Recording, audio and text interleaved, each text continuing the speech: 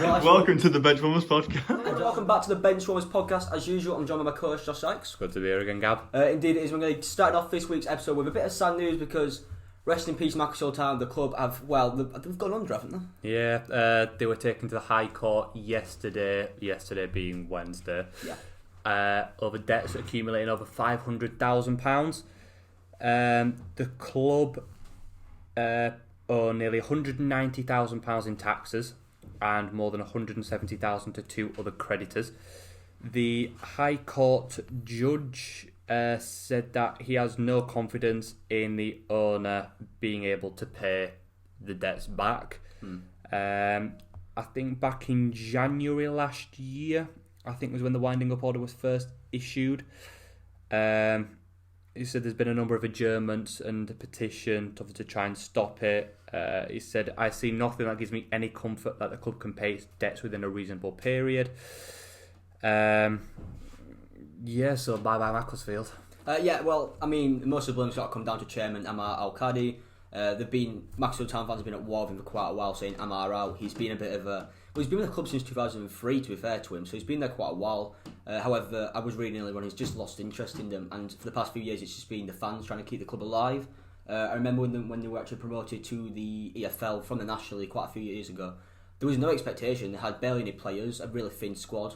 It was just the heart and passion of the club which drove them forward, which obviously all that hard work's gone to waste now, because there was a war with the EFL for a while, taking them to court regarding because obviously they hadn't paid their players since March, which was really poor, to be honest with you, on Ammar Al-Qadi's half. And then they eventually were relegated and to Stevenage expense, who were kept up in the EFL, which is great news for them, obviously. But it's really disappointing about Macclesfield because it's a club with so much history. They're a big club. Hopefully they can do a Bury, and we'll see them back around as soon as possible, I guess. Yeah. When you see clubs go under, we all know why. Like, it's been a major turning point. Obviously, I know they were starting to go under before coronavirus, but everything's just going to link back to this now, and that's why clubs are going under and things. And he's just a major contributing factor, really, isn't it? And as sad as news it is about them going under, we've seen it before with Bury. It's very close happening with Charlton Athletic, and recently coming into the news, Morecambe are also facing a very similar problem going on with that. Beat Oldham during the week, so good job they haven't 5-0. Bradford. Cheers, mate. But yeah, they beat Morecambe during the week, which is obviously beat Oldham during the week, which is quite a good result for them. But again, it's just a shame the coronavirus is going to have these sort of implications on a club.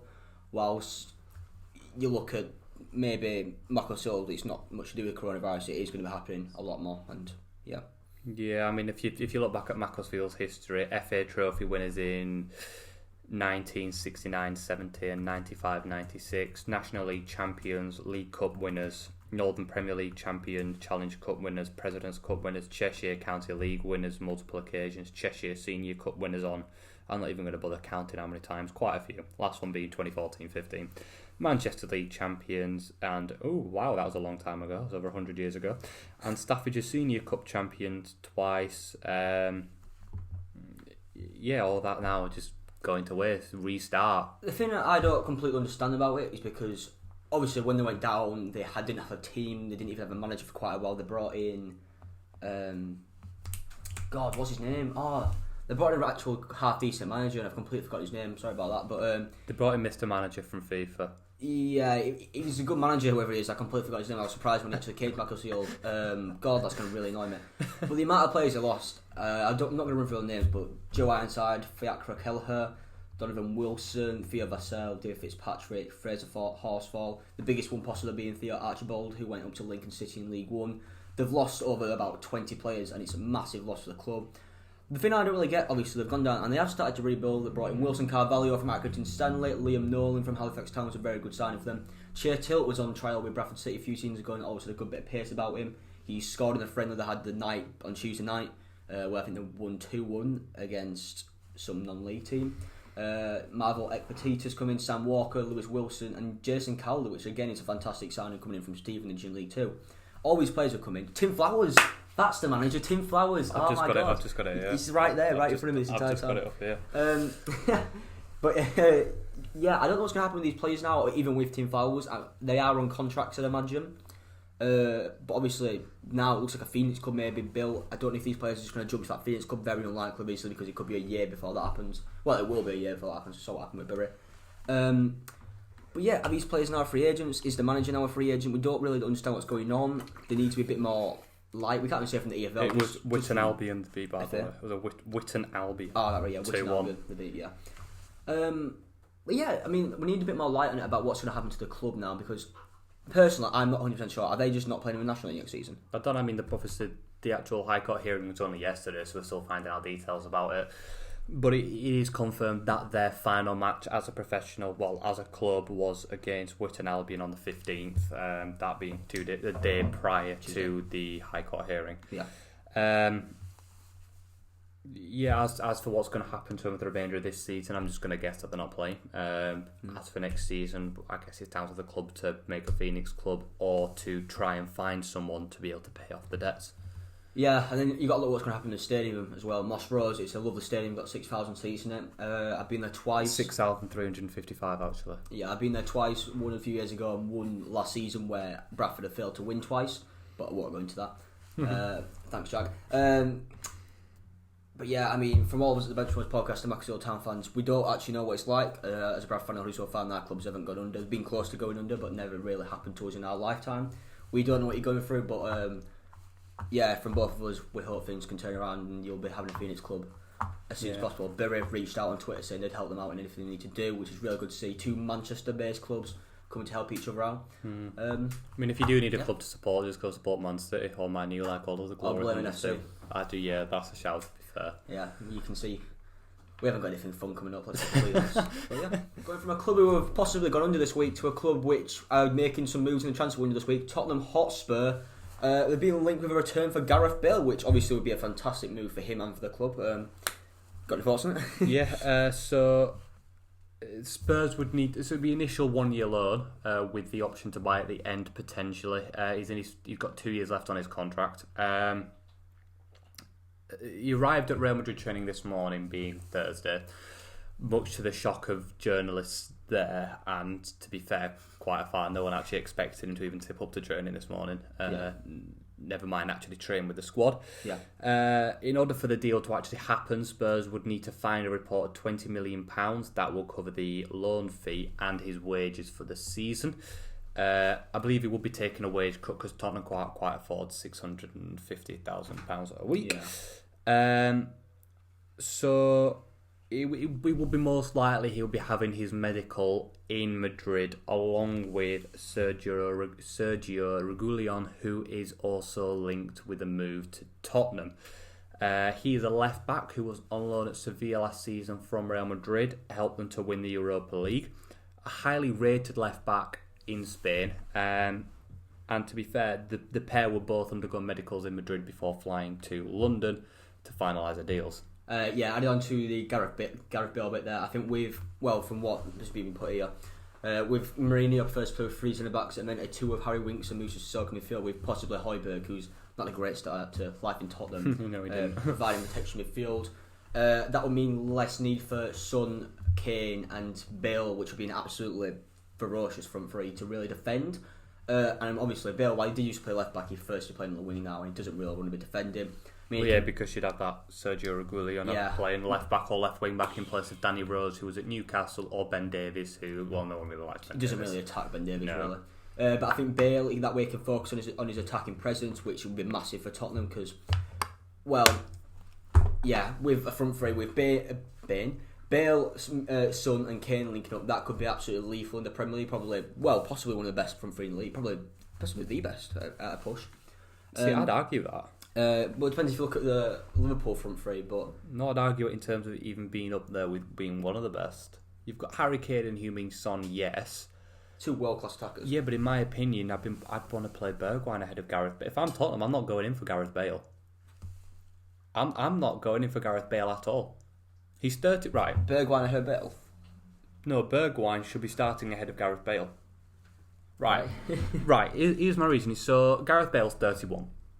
Last season, he scored 3 goals hardly started. The season before, he wasn't even trusted by Zidane to start the Champions League final. Yes, he got man of the match, but he wasn't trusted to start it. In his 7 seasons at the Bernabeu, only 3 of those you could possibly class as being in his prime, which is his first 3 seasons. The back end of it, he's been injured a lot. You can get up his stats all you want, but he's younger. He's 22, not in his prime yet. He's a hell of a lot faster, and he's gonna be more of a Mourinho player because he's got time to work with him. Gareth Bale, yes, Mourinho likes him and wanted to sign him for Madrid when he was there, but he's 31, he's injury prone. 3 goals last season, and you're expecting him to replicate it back in the Premier League. He's just not going to do it. I think Gareth Bale, as bad as it sounds, because he's on whatever you said, 650 grand a week or whatever, or it was. Yeah, to play golf. I think Bale's career has been a big waste since he moved to Tottenham and kind of just lost his sort of emotional connection to football. If he can come back to Tottenham, I think he should be starting and being the main player in their squad, even if he hasn't been in great form at Real Madrid these past few years. Let's be honest, Real Madrid in general haven't been in great form these past few years, other than the odd good performance. But they've been lost, same with Barcelona, 2 massive Spanish teams who kind of just lost away a tiny bit. Harry's giving me a weird look. But I think Bale, if they bring him in, yes, he's 31, he knows the club, he loves the club. I mean, I think they might be the team supports, I don't know about that. I don't know, it's probably support Sheep United, but That's a terrible joke. I'm so sorry. No, but the thing is, though, in his first few seasons at Madrid, he was arguably one of the best players on the planet. He was. There's no denying that. He was exceptional, amazing, and up there with Ronaldo and Messi as easily being the best in the world. Then he started to get his injuries. He's been out for 6 months, 3 months, an entire season, and he's never been able to find his form properly to kind of come back into it. But it shows that in the Champions League final in 2018 against Liverpool, Isco was chosen ahead of him. Isco was more trusted. What happened to Isco? Is he still playing? Why stop talking about Isco. I just brought him up because he was more trusted. Yes. Anyway, so Isco was trusted more than Gareth Bale in that Champions League final. Yes, Bale scored that unbelievable free kick, overhead kick, which is arguably one of the best Champions League goals ever scored. Yes, he got man of the match, but again, he didn't start. It wasn't trusted. This last season, injured, 3 goals, not a regular starter, preferred golf over actual football. Yes, he may have fallen out of love with the game, but a move to Tottenham's not going to solve that. Well, I think one signing we can agree is a good signing for Tottenham is, well, I'm guessing you agree, Sergio Reguilón. I do agree, yeah. Yeah. Judging from some of his stats, which he's got here, he'll be a much better fit to Mourinho's system compared to Davies, who, like we said before, doesn't really like to attack. He managed 369 successful passes in the final third and 82 touches in the opposition box last season, which is brilliant for a defender. And I think Doherty, does he play right back or left back? Right wing back. Yeah, I thought that. I think with Doherty or maybe even Sergio Aurier on one side and then Reguilón with the back with Ben Davies on the other, Tottenham are not only going to sort of defensively but attackingly as well. I like the way Doherty can bomb forward, same with Aurier at times. But I just think Reguilón is going to be one of those better signings. Obviously, they hijacked him from Manchester United, which was obviously showed the great position Tottenham are in compared to right now, compared to Man United, who are facing a bit of a rut in terms of the transfer window compared to some of those teams around them. Chelsea. Yeah, definitely Chelsea. I think this could really fit in Mourinho's tactical system, and he could get playing the football that he wants to get Tottenham playing. And I hope it as well, to be fair. Right, so Tottenham first game, obviously, other week. They lost to... who was it? Was it Southampton? Tottenham? Yeah. Was it Southampton? No, oh God. Sorry about this. We'll just cut this part out. Spurs.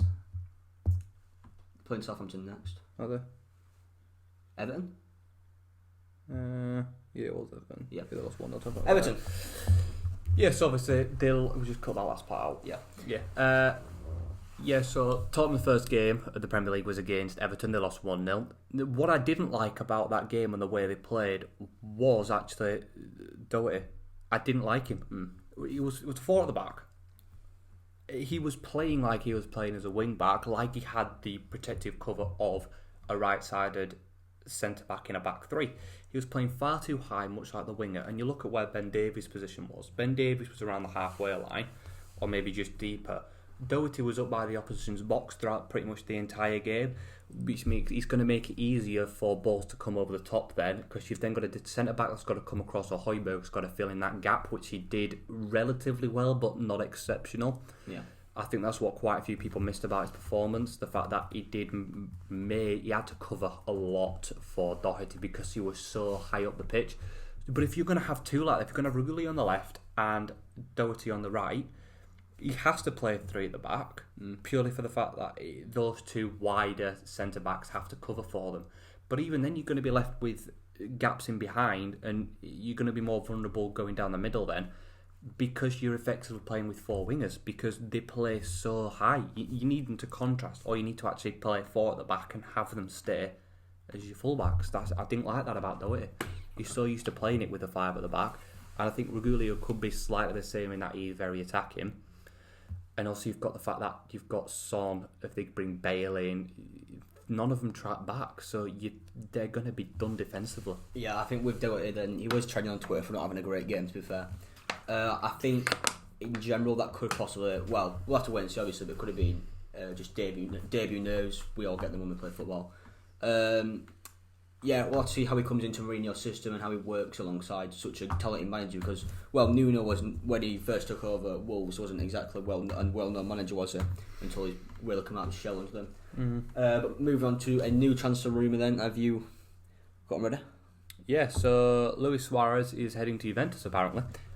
He's flown to Italy to continue his efforts to become an Italian citizen and get an Italian passport. Did not know that. No idea why he wants that. Nope. He undertook an Italian exam, apparently, in the city of Perugia this afternoon, being Thursday. Sorry, I genuinely have no idea what day it is. Being Thursday as part of his bid to secure said passport. He did train with Barcelona this morning before then taking a private jet to Perugia. The passport process, I'm genuinely just reading off the Sky website here. Is lengthy, and Juventus have also targeted other strikers, including Roma's Edin Dzeko, who that's a bad move. It's just like old for old. They need to bring in someone like Martinez from Inter. They're also looking at monitoring Olivier Giroud, but that's Juventus looking at Olivier Giroud from Chelsea. But that's what I don't get about those two teams. Neither of them are. That's Barcelona and Juventus.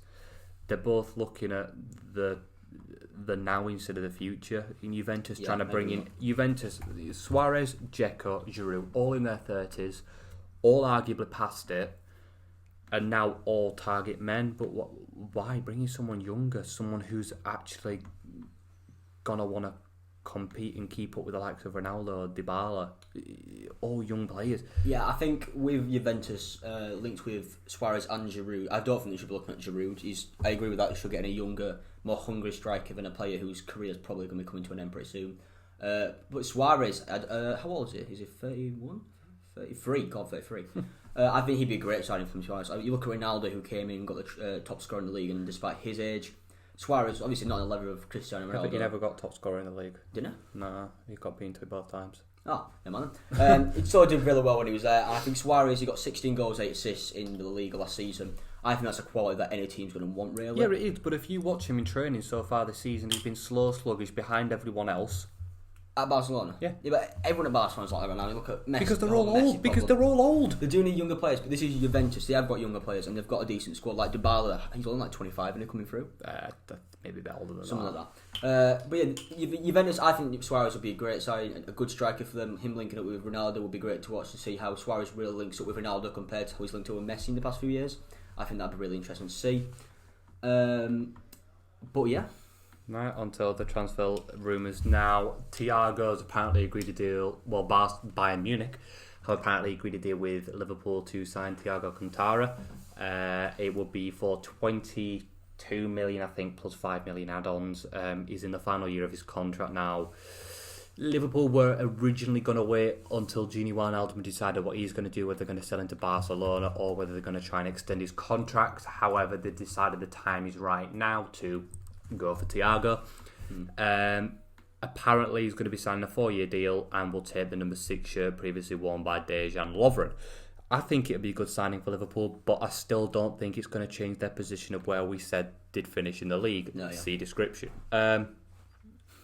I just don't see he's just going to be a Wijnaldum replacement if Wijnaldum does end up going.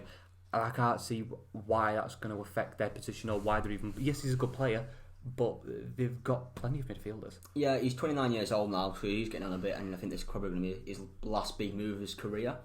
I agree with that though. I don't think he'll change anything in terms of their squad. They've already got a pretty good midfield with Henderson, Wijnaldum, Fabinho obviously as well. Thiago's a good player. I think Bayern Munich have been robbed, if that makes sense, selling him for just 22 million plus obviously add-ons.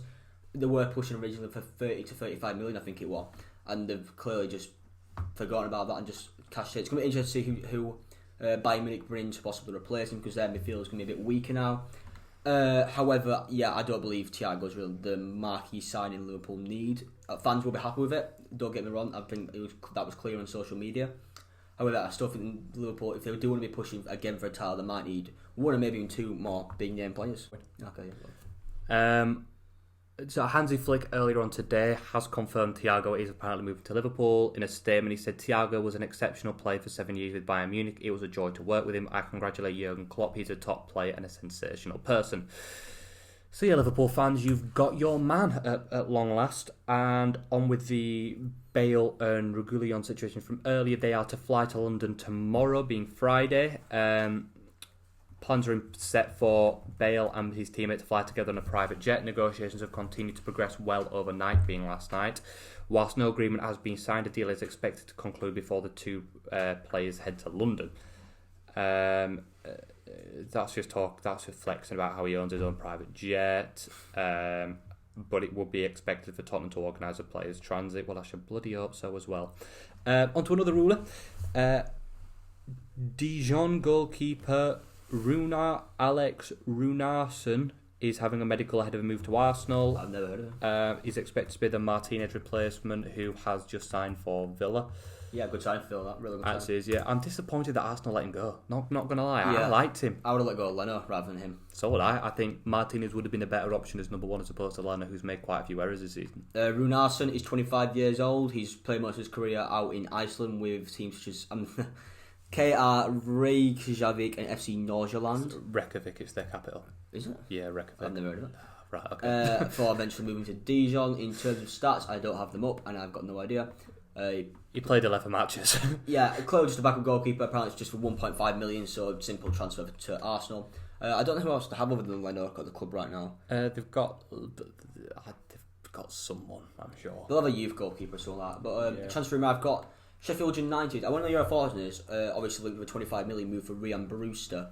I think it's a bit of a strange sign how Liverpool are willing to let him go, obviously, because apparently it's a permanent move for him. I think it's a brilliant deal, but it's just he's another Dominic Solanke. Yeah, but I think Brewster, he performed brilliantly at Championship level last season for Swansea.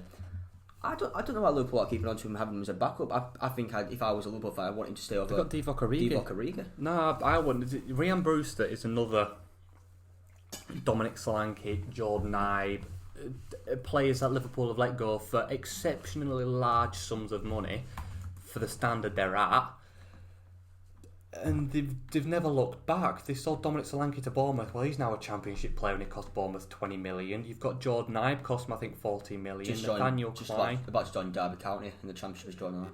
Yeah, but they're just expensive players that aren't very good, and it's brilliant business for Liverpool because the money they're going to get for Ryan Brewster is going to pay for Thiago Alcantara. I think 20 years of old, Brewster in the Championship, 10 goals in 20 games to goal every 2 games. Smart, well done, good maths. Thank you. I think that's I think for Sheffield United they've got a bit of a coup there. Honestly, I think in terms of strikers at the club right now, McGoldrick is getting on a bit. Billy Sharp, obviously a bit of a club legend. However, again, getting on a bit. It's good to implement some youth. We've just let go of Callum Robinson going to West Brom, I think it was, and part of the swap deal for Oliver Burke. Again, a bit of a weird signing by Sheffield United, but I think Bruce is going to be a fantastic addition to the club.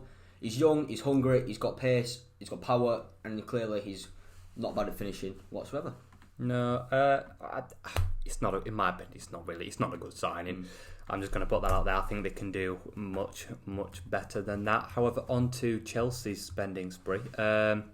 Obviously, they had their first game with Timo Werner and Kai Havertz starting. But I seen that Havertz pass where he passed it straight out play. Yeah, I watched the game. Havertz had a very, very underwhelming debut. Hopefully we'll come into it soon. I was watching a video of how they actually signed Havertz ahead of everyone else, and Frank Lampard rang him up after the Bundesliga season had finished and basically just went, I really like you, fancy coming to Chelsea, talked about his philosophy, and they'd already brought in Hakim Ziyech at that point and were strongly linked with Timo Werner. Once they signed Timo Werner, it effectively just went to Kai Havertz. Yeah, you should... Did you have to get like a translator, like a German, or does Havertz just know English? I don't know. I don't exactly know what players know what language. No. Why would I know that? I thought it was part of the video you watched. No, why would it be part of the videos? It was on Tifo Football. Chelsea obviously linked with a new goalkeeper, then they're bringing in, is it Arnaud Mendy, I think his name is? I think so. Because obviously Frank Lampard doesn't like Kepa, and to be fair, no, it's definitely not him. He's a midfielder. How are we getting?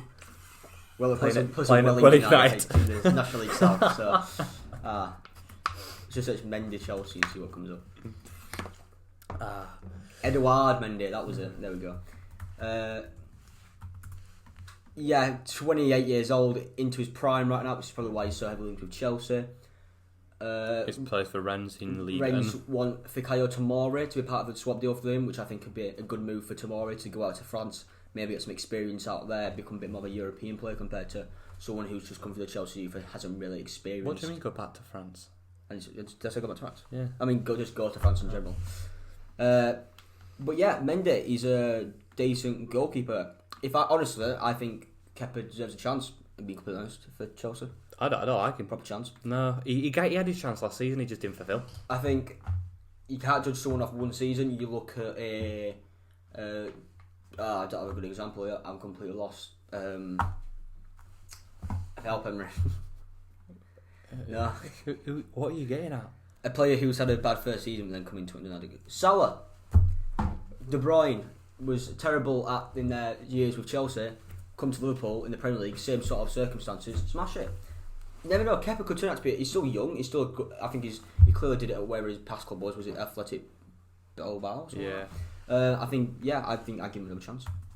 I wouldn't. He's had his chance. Lampard doesn't like him. He's not a very good goalkeeper. Why aren't they going for Onana from Ajax? Yeah, I think he's a ball playing sort of goalkeeper for that, and I think that's what Lampard kind of needs. I think he'd be a great sign, to be honest. He's done well for Ajax for years. I'm surprised no big clubs really come in for him yet. I know. Every time I see him play, he has a blinder of a game. He's an exceptional goalkeeper. But yeah, go on. Let us know your thoughts in the comments below, because we all know you will. And transfer rumours to Premier League predictions. Sorry, I just thought I'd put in there for you. Yeah, we're going to look ahead to this week's Premier League fixtures, just as we did last season, and try and predict them amazingly, because that's what we're good at. Yeah, hopefully we have more luck than last season, because last season I'm pretty sure combined we got about four right across the entire season. As we've got, I fancy a little bet this season. Like what? Well, whoever gets, let's say we get a point for each correct. Let's say a point for each correct result. Yeah. 2 points for each correct prediction. Okay. Right. Winner.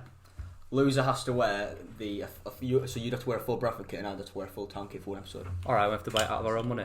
No, you can I'll just borrow yours, you can just borrow mine. I'm not spending 50 quid for this. Even more than that, the town shirt alone's 50 quid. Exactly. The shorts are like 30. 80 quid. That's what we do. Right. So cracking on then. Yeah, so the first game is Everton against West Brom. Everton beat Tottenham Hotspur in their first Premier League game. The new signing, Doucouré, Allen and James Rodriguez all playing decent. West Brom lost to Leicester 3-0 in what was actually a decent display by them. They just gave away 2 penalties. Vardy scored both of them. What are you doing, Jack? Do you reckon do that on the camera? No, he doesn't. Everton have lost just one of their last 11 Premier League encounters with West Brom. They've won 5 and drawn 5. And West Brom have only won 2 of their last 12 Premier League visits to Goodison Park. They've drawn 4 and lost 6. And just 2 of their last 19 away games at Everton have been in the top 5 overall. I'm sure keep that being. Alright, okay. And against no side have West Brom kept more clean sheets in the Premier League than they have against Everton, which is 8 and level with Sunderland. But in terms of natural prediction, I think Everton looks promising against Spurs at the weekend. West Brom lost 3-0, was it to Leicester, which is a bad result for them because, well, if I was a West Brom fan, right, I'd be worried because Leicester are a good team. However, 3-0 is a bit of an excession. Yeah, I'm not going to say Leicester played brilliantly, but to bet West Brom played alright. They just missed some chances and gave away 2 penalties. Yeah, I think there's only one way this game can really go. I'm going to go 2-1 to Everton. 2-1, that's... Yeah, I think West Brom will nick one. However, it'll just be a consolation quite late on, in my opinion. I think Everton are just going to get a clean sheet. Obviously, as we all know, I don't like Jordan Pickford, but as long as he doesn't make a mess up at the back, it should be a comfortable 2-0. No, Jordan Pickford, he will make a mess up at the back. 100%. Yeah. The next game is Leeds against Fulham, 2 newly promoted sides playing against each other. They played against each other twice last season, obviously in the Championship. Leeds put up a very, very, very good performance against a very poor Liverpool team, but they couldn't get the result. Yes, it finished 4-3. Yes, they scored 3 goals, Bamford on the score sheet, but they should have beaten Liverpool. Liverpool were shocking. They were poor. Yeah, and I think if you look at Fulham, who obviously lost 3-0, I believe, was it to Arsenal? Yes. Yeah, so Fulham, they're losing 3-0 to Arsenal, and Leeds are putting up a very good fight and only losing 4-3 to Liverpool. I think judging by that, Leeds are definitely the favourites for this game. However, losing to Hull in the cup on Wednesday night. Yeah, so yesterday for us. Did they play the under-21s? Well, Rodrigo was up front for them. Yeah, it wasn't their under-21s though. It wasn't their under-21s. No, keep talking. I'll get the lineup up. Keep talking. Whoever's been played at home in the last 8 games between Leeds United and Fulham have won 3 of those games and drawn 5. It just kind of works like that. Sorry. Yeah. Casilla, Creswell, Douglas, Shackleton, Alioski, Tyler Roberts, Rodrigo. Well, he wasn't their under-21s. Yes, there was a couple, but it was a damn good team they put out still. And I mean, if you know how the situation going in that Hull right now, their confidence is low and very low, and they're not. They go back to season 1 to look at what we. Yeah, episode called Alan's Antics, which Jack thankfully named for that. You named the episode, which was included. But yeah, I think that loss for Leeds, hopefully that's a bit of a wake-up call. Well, not hopefully, but that should be a wake-up call for them because that's a big result for Hull and they should push on from that dilemma for this. Nevertheless, I still think Leeds are going to pick up the first 3 points of the season. Fulham lost to Arsenal miserably. Leeds put up a good fight against Liverpool, and for that... Score, Gab. 1-0 Leeds. That didn't sound convincing. No, I panicked. Fulham. I'll go 2-0. You're saying 2-0, well, write that on your phone because I don't have enough room on here. I think your Leeds are going to win it. I do think Fulham will get one if they play Mitrovic from the start. I think he's too good not to score, so it's definitely going to be something. I'm going to go 2-1 Leeds. I think Fulham will put up more of a fight than Liverpool did. I know that's quite a bold statement, but Liverpool were disastrous. But Virgil van Dijk played like the defenders they wanted to replace. 2-season wonder. The next fixture is Manchester United Crystal Palace. Crystal Palace beating Southampton 1-0. Manchester United are yet to play. This will be their first game of the season. Obviously, they haven't bought any Benny one in, if I'm honest. They had... Palace or? No, Man U. Mason Greenwood had some erotic encounters in Iceland. That's a weird way to put it. What else am I going to say? Erotic encounters. Go to jail from the in-betweeners. I'm not going to reference that because we do like to say child-friendly. God. But yeah, so Manchester United obviously failed to bring anyone in the transfer window. Crystal Palace have brought in Eze from QPR. I was going to say Reading again. I'm glad I didn't. Yeah, Manchester United they've got a too strong a side to beat not beat Crystal Palace. I'll get my words out eventually. Yeah, it's been like that for quite a while. Man United have only lost one of the last 22 Premier League games to Crystal Palace, which says it all really. Winning 17 of them. I'm going to go for a Man United win. I don't know, it's Van der Beek. I imagine Van der Beek. They have brought someone in. They brought in Van der Beek. Van der Beek, I think he's going to have a really good game and really show that he's the midfielder Man United have possibly been lacking. I think if midfield 3 of him, Pogba and Bruno Fernandes could be lethal. I'm going to go for Man United. Palace, for me, haven't recruited well enough. Eze is a good player. Ferguson from West Brom, again, another good player. However, the link with him is quite a good sign. I talked to you about during the week. Oh, God. A player. Anyway, I'm going to say 2-0 Man U. Donny van der Beek won't play well. I don't think he'll have a good debut, if I'm honest. He'll be substituted off for probably Matic in about the 60th minute. So that's Man United thing. It is, though. It genuinely is, because Donny van der Beek does Ben Rama. Ben Rama. Yeah. That's who the link with. Yeah. No, because Donny van der Beek does not like to defend. He's just like a Pogba. Fernandes have all slightly attacking central midfielders. but it's going to have to be Van der Beek that has to defend, which is Matic and McTominay's job when they're playing that role. So I can't see him fitting into that midfield three, if I'm honest. He's going to have to replace one of them. So yeah, 2-0 Man U. The next one is Arsenal-West Ham. Arsenal beating Fulham 3-0. West Ham losing to Newcastle 2-0. I can only see this going one way. Arsenal are much too strong for West Ham, and I'm saying a comfortable 3-0 win again for Arsenal. Yeah, you look back at our predictions video for the Premier League, which there'll be a link to in the description. We both predicted West Ham to have not a very good season. I think you said that they'd be bottom by Christmas or something like that. Yeah. West Ham, things are looking good for them, to be honest with you. Arsenal currently top of the league as the Invincibles. Great for them to get that title back again. They've won 10 of the last... Right. Won 10 of the last 11 home games against West Ham, and I agree with Josh here. It's only going one way. I'm going to go 2-0 Arsenal. Yep. Okay, so the next game is Southampton against Tottenham. The Hoiberg reunion. Yeah, I wouldn't call it that. Tottenham obviously losing to Everton, which is the first time Mourinho has lost an opening day Premier League fixture in his career. It's also the first time he's lost to Everton, I think. Which was a disappointing result from Tottenham. However, they've had another week back in training. They've got some players in the link with Gareth Bale. Hopefully that'll give them a bit of momentum to want to win. Funnily enough, it's against Gareth Bale's former club. Yeah. If Danny Ings plays on form, Southampton are winning. If Danny Ings doesn't play on form, it's going to be a draw. Tottenham are not winning this. Tottenham aren't winning this. I'm saying Danny Ings isn't going to be on form, and I'm going to say it's going to be 1-1. Yeah, I was optimistic for Tottenham before the season started because I like Mourinho. I like some of the signings they've made. However, Reguilon and Bale won't be playing in this game, will they? They probably won't even signed by Saturday. Yeah. I think until them two players come in, Tottenham are going to be lacking in quite a lot of quality that they need right now if they want to have as good a season as I predicted, finishing in third. That was my guess.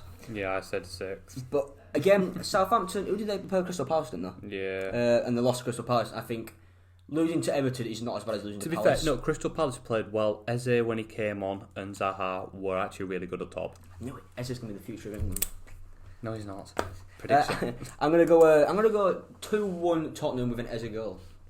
Interesting. I just really want him to score. I really want him to do well. Yeah, next one is Newcastle Brighton and 0-0. He's literally got 0-0 written all Yeah, over we're not it. going to talk about it. I mean, 1-0 Newcastle. Yeah, just because Newcastle won the last game, I don't even know who Brighton it's played. going to be so boring. Yeah.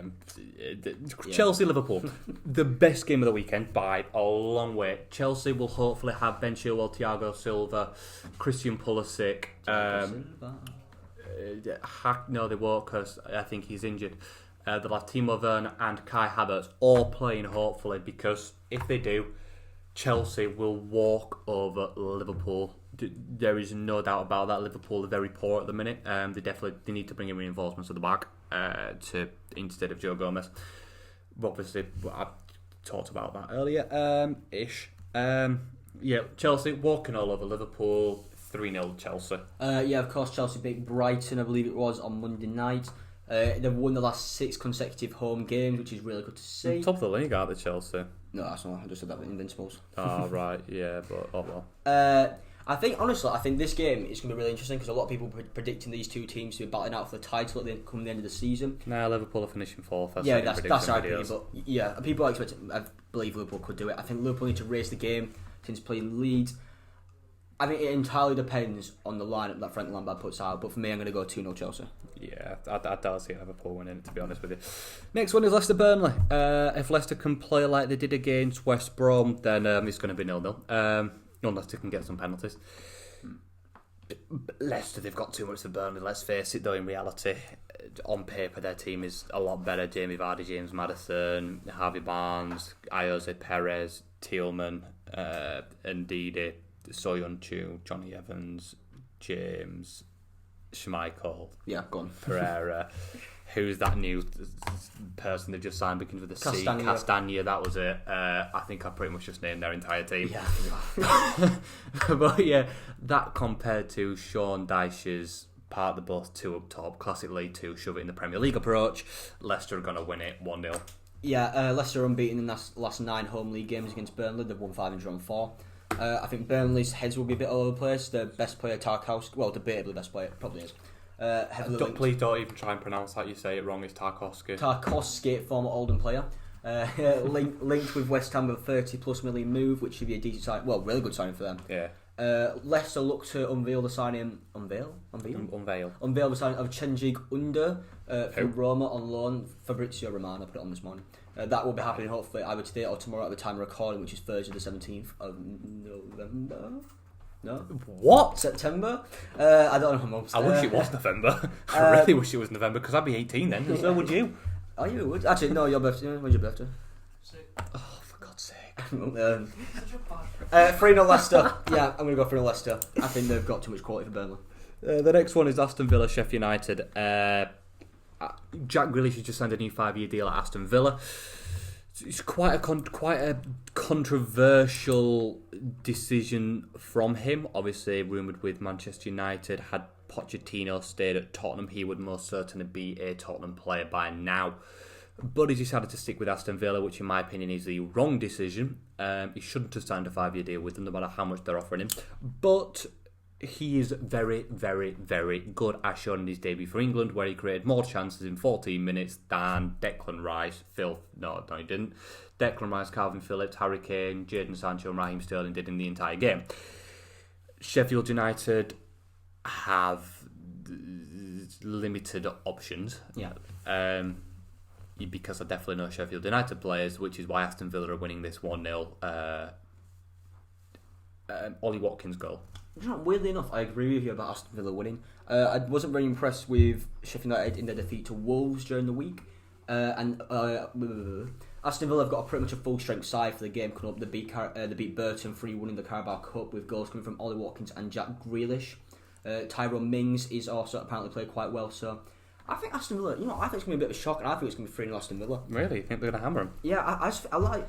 Weirdly enough, I'm predicting Aston Villa, I think, to finish bottom of my predictions, but the signing of Watkins has completely changed my outlook on their squad. Has me, to be fair. I think he's the striker that they needed. Him linked up with Grealish, as we saw against Burton away on Tuesday or Wednesday night, whenever it was. I think them two could be really good together in the Premier League, and I think we'll see that against Sheffield United with a 3-0 victory. Yeah. Obviously, the last game of the match day weekend now is Wolves against Man City. Man City are not very good. Wolves is their bogey team. Let's face it, they never do well against Wolves. Man City did not brought in any reinforcements again. Well, they bought Nathan Ake and Ferland Torres, but you can't really call them reinforcements. They're more backups. Yeah. Laporte's got COVID. Is that going to affect them? Yes, because it means Nathan Ake will be playing. Good player. Nathan Ake will be playing, which means Wolves will win because Raul Jimenez will tear them to shreds.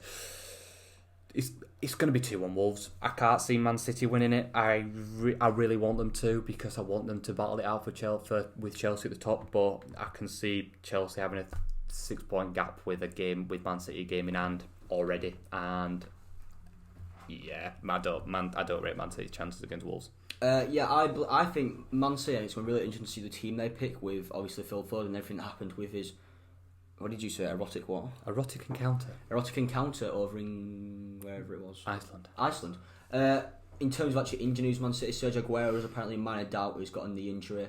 Laporte, of course, obviously. Same with Riyad Mahrez. Apparently says he has coronavirus. Yeah, he does. Yeah, he does. And then Bernardo Silva also has a slight knock. So it's going to be dependent on if those players can play. I think Man City have probably got one of the best squad depth in the entire league when it comes to it. They could play their C team and probably still beat most teams. Yeah, I'm going to disagree with what Josh said about them beating, with Wolves winning. I'm going to go for a 2-1 victory to Manchester City. Yeah. I like the look of their team, and I think they'll do some good things this season. Yes. However, now we've done those predictions, I want to have a quick glance back, and you're having zero idea what I'm talking about here, because I've just kind of sprung it on you. However, on Sunday, was it? Yes, it was. On Sunday, it was the French equivalent of El Clasico, the French equivalent of the Classica, and the French equivalent of Man U, Liverpool, in being PSG against Marseille. Okay. Did you hear about what happened? About 5 red cards. Wasn't Neymar racially? Yes, allegedly racially abused. Yeah. Which is why he slapped the player on the back of the head, receiving a red card for it. Good on you, Neymar. So 3 PSG players sent off. They were Kurzawa, Maximovic, and Neymar, and 2 Marseille players sent off being Amave and Benedetto. Yeah, that one. It was a mad brawl at the end of the game. PSG very, very, very, very poor. They played and won last night against Metz. However, they're still 15th in Liga after playing 3 games. They're doing shocking. Mbappe injured. Well, coronavirus. He's got coronavirus? Yes. Oh, wow. Neymar obviously now suspended for 1 more game because it was only a 2-match ban he received, not a 3-match ban. But yeah, a mass brawl at the end of the game to sum up what was a very, very, very dirty affair. It was Di Maria apparently spat on the player as well. He did, yeah, that's been investigated. It was a shocking game of football from PSG. They missed some very easy chances. Marseille obviously tipped up in the 31st minute with actually a really nice goal. I think it was from a set piece. Scored by T-Towel. Okay. Yes, it was. I think it's from a set piece. But yeah, you could tell from the off that there was going to be probably a red card in there. Did not expect there to be 5, but there was.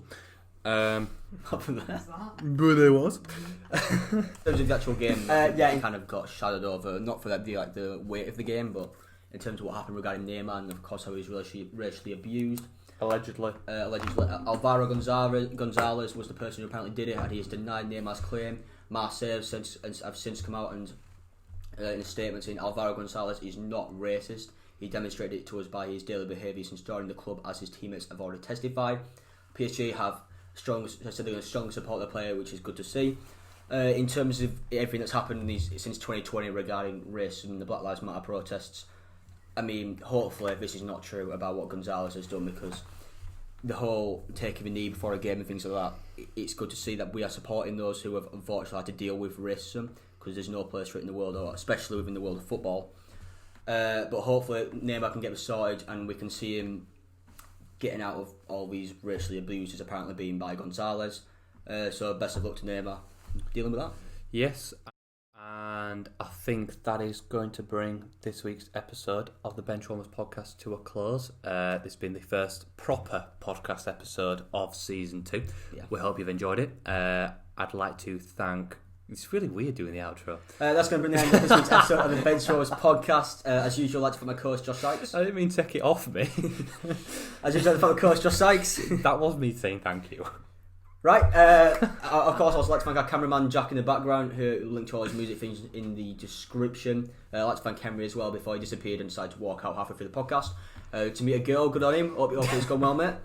No, you don't. But yeah, there'll be a link in the description to our past podcasts and everyone that we've mentioned in this episode. Hopefully you're enjoying season 2. It was, like Josh said, the first main episode of season 2 compared to the predictions and the kit ranking. Yep. We're probably going to do another one of those kit rankings soon. I'm going to tell you about that afterwards. Thank you. But yeah, hope you all enjoyed. Like and subscribe if you haven't already, and we'll see you next week. Ciao.